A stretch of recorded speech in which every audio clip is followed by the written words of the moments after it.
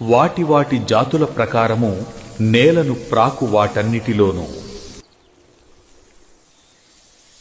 ప్రతి జాతిలో 2 చొప్పున నీ యొద్దకు అవి వచ్చును.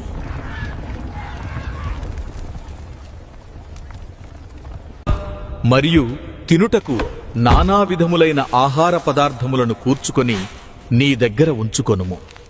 అవి నీకును వాటికిని ఆహారమగును అని చెప్పెను.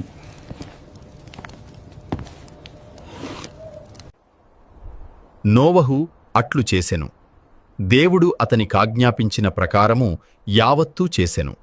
యెహోవా, ఈ తరము వారిలో నీవే నా ఎదుట నీతిమంతుడవై యుండుట చూచితిని గనుక నీవును నీ ఇంటివారును ఓడలో ప్రవేశించుడి.